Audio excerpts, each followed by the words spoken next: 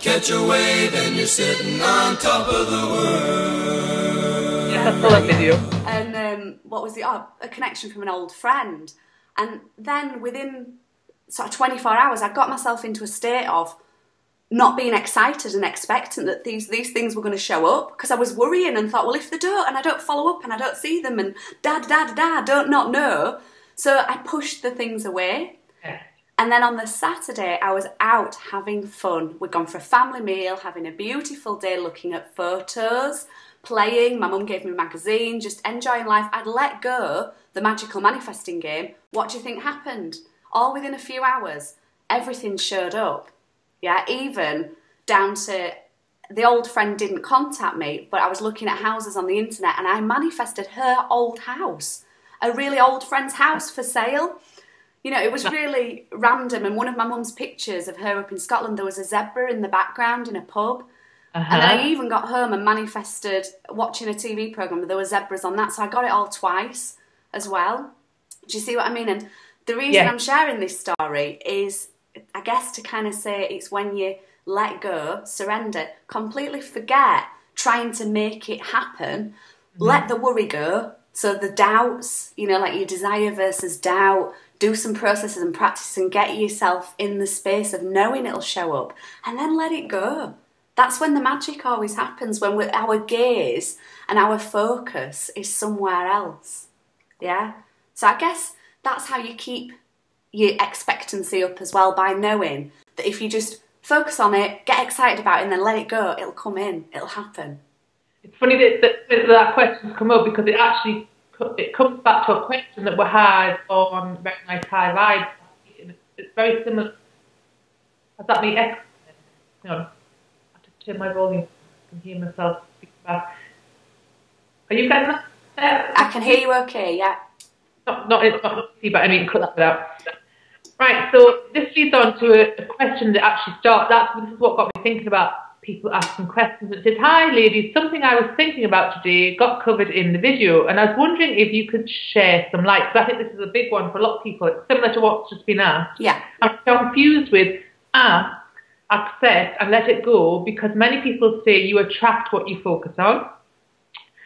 I can now see both work, but it seems quite contradictory. I'm not sure whether to let something go and forget about it, or keep focusing on it and feel it. I can't find the answers anywhere. Appreciation in advance. And I love these natural videos. So that's sort of similar, slightly similar. And it's something that, I don't know, you may have gone through that as well, where you think, now, am I meant to focus on it and give it all my attention? Or am I supposed to just order it from the cosmos and then forget about you? And that can be confusing, can't it?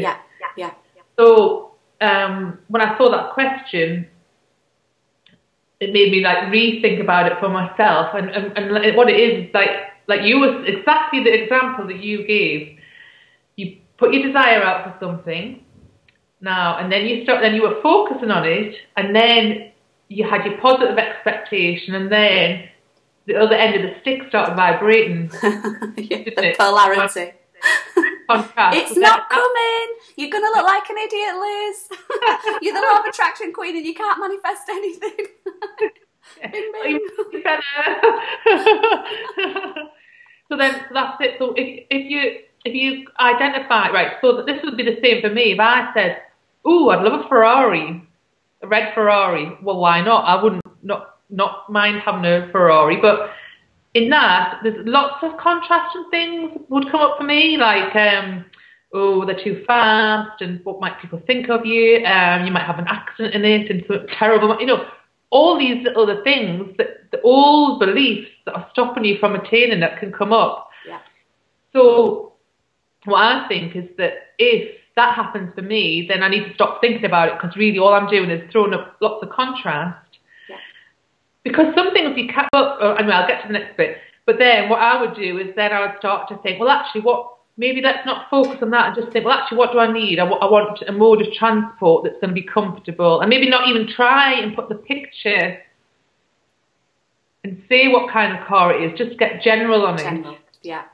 So that there's no conflicting contrast coming in. And then just as you can add more detail in as you feel good, slowly focused on that rather than it just being, I'm going to stare at a picture of a red Ferrari. Yeah. Oh, and it's just going to come. It's just going to turn up at my house. Well, it is. Do you know what you've given to me there as well? And I'll share this. It was for. Do you have the name of the person who asked this question? Was it Linda? Linda asked the other one, didn't she? But what this question was actually from was on our page from Very Nice Pie. On the YouTube. Brilliant. Well, it's a great question, and you've brought up some great stuff here, because I kind of gave that example of the manifesting game where you're just saying random stuff. So there's no grip, there's no absolutely got to have, even though I created some grip on mine. But anyway, that's another story. But I think there is a difference between what you're looking to manifest. If it's something light-hearted and it's not an absolute necessity in your life, it's just something great like a beautiful handbag or, you know, whatever it may be, a nice drink, a coffee, to something big like a Ferrari, a house, a partner, a relationship, the bigger stuff, our subconscious, there's some hard wiring in here which says, oh, that's really big, that's going to be difficult. Yeah, it's all the same, but it's whatever's going off within us. It's the feelings surrounding it. It's about our vibes. And how I kind of look at it, and I've always said this, it's the dance of life. Yeah, you're just dancing around it. And like you say, with the bigger stuff, the stuff with more contrast, keep it general. Keep it like, I'm looking to move house. I've got the valuer coming this afternoon. It's like, I just want to manifest a beautiful house with a gorgeous view from at least one window. That's it. That is it. I'm keeping it general because at the moment I'm only just starting with the process of new house. To put other stuff into the mix would throw me out of the place of being able to manifest it. And the more you do this work as well, don't you find that you start to realise actually all you really want is to feel good? Yeah. That's why you want the things. You want to drive around in your Ferrari because it'll feel good. Yeah, so it's just the feeling. Yeah. Yeah, I did that just on one last note with this synchronistic. We talked about that in a course that I do for myself. You know, I'm being selfish, being on a course, learning more myself. It's good. We looked at money. I think he'd wrote it, Chris, wonderful guy who does the course, he'd wrote like, who wants money in here? Put your hand up. So obviously everybody's like, oh yeah, we love money. It's good to have money. But then when we worked out it's not the actual money, he said, well, how will it make you feel having the money? And we're like, well, I feel good. Why will you feel good? Because I'll be able to go shopping. And what will shopping do for you? It'll make me happy. Ding, ding. It's the happy. It's the happy. And you've got to be that now. And you'll align with all the other stuff that makes you happy as well. And then ironically, if you start, because that's what I start to think now, I don't really get into, because it's just not where I'm at, I try not to get into too many specifics because sometimes I don't really know what I want. Mm-hmm. But what I'll think is, oh, I'm going away this weekend, and I like to, sometimes I just make it a bit blurry, just feel myself happy in the situation, because more than anything, I want to be happy. And ironically, in the best sort of ways, when you feel happy, the things you want automatically stop popping into your vortex anyway, so and it's all good. It's all do you want the last question before we? Yeah, cool.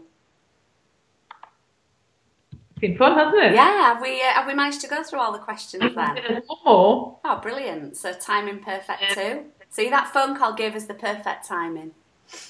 And this is from Sally. So hello, Sally. Hi, Sally. She's how exciting a question. How can we help those that are down without affecting our own vibration and without appearing to not care enough? Good question. Brilliant question. And I think you should take the lead on this one because you helped me when I was in a big negative contrast situation and you uplifted me in a way that was just absolutely magical. You are magical. Bing! The one's over to you. It's interesting because obviously as well, a bit like from the very first question, when we end up in a situation that's contrasting, we're like, why, what, you know, how did this happen? Because I've intended my life to be so good, and why am I in a contrasting situation with this person? Because, and yours was slightly different, had complexities because you were unwell. It wasn't like you were doing something. Yeah. Because it's easy to think of somebody who's just a right grump to be around. Yeah. Do you know what I mean? Easy to think in terms of that, or they're down about something, and so the example that popped into my head was with say a friend who, which is exactly what Sally's saying, somebody that you know, who every time I would see it would be like, oh, you know, it was the boyfriend thing, the ex, oh, and, you know, and you could sense all that, you know, and obviously being somebody who wants to be in a good vibration, you think, well, do I have to sit with this person once again? Mm-hmm. Negativity, and part of you's thinking blah blah blah blah. You know, you don't want to hear it. You know, so it's what you sense that it's like anything when you don't knock the nose. Mm-hmm. When you're pushing against that person's negativity, in turn you are actually being negative. Yeah, because you're being negative. That's the match, and for a long time, it's like trying to push and ignore and not trying to listen and trying to, you know, playing with it and trying to see dolphins jumping by imagination. That does work sometimes. And then this one day I sat, and you might remember this, I just sat and I just thought, I had this thing that all you really need is love, and I just needed to look at that person and say, you're doing really well. You're doing really well. You're doing really well. And this kind of phrase just kept, and I did this when my dad went through a lot of illness as well. You're doing really well. And not to try and fight, because I'd be thinking, oh, if you complain about all your ailments, you're going to get worse, you're going to get worse. It's law of attraction. Yeah. Oh. You kind of almost want to say, you'll hear my voice in your head saying, so what do you want? But you can't always do that when somebody's right down there on the emotional scale at, you know, the bottom levels. You've got to have compassion. In fact, I love what you said. At one point, because at one hand I said, oh, Dad, you have to stop saying that. But then I got to a point where I was just like, do you know what? I actually said to him, you're doing really well. Yeah. You're really doing well considering what's going on with you, to get out, to get on the bus, to go to town. You're doing really well. And I just really affirmed that. And since then, rarely hear. He is in his wellness. Yeah. And just carry on. Phone's ringing, but just carry on. Phone's ringing, you've got 5 minutes. He is in his wellness, and last year I never thought I would see him in his wellness, and he's so much better on himself, and he's, you know, hardly a grumble or anything. So that's somebody who was severely contrasting in their situation, and you could see why. Yeah. And same with a friend, just turning up in a much, you know, like, in fact, the next time I saw it, like, oh, you don't really want to hear about this. And then, you see, not about.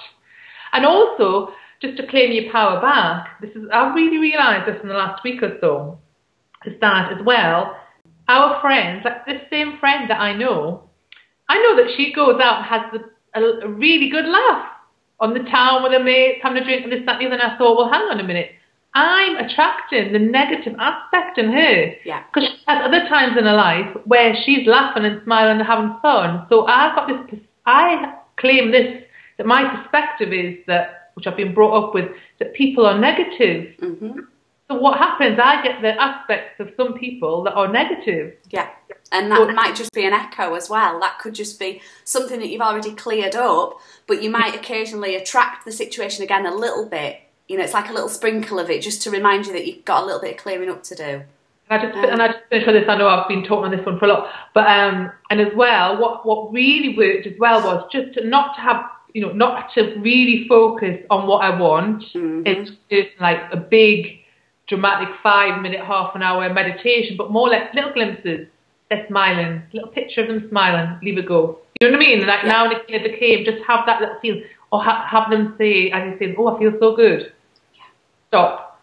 Because if you keep carrying on, the old vibration comes in. So that's worked really well for me. Catch a wave and you're sitting on top of the world.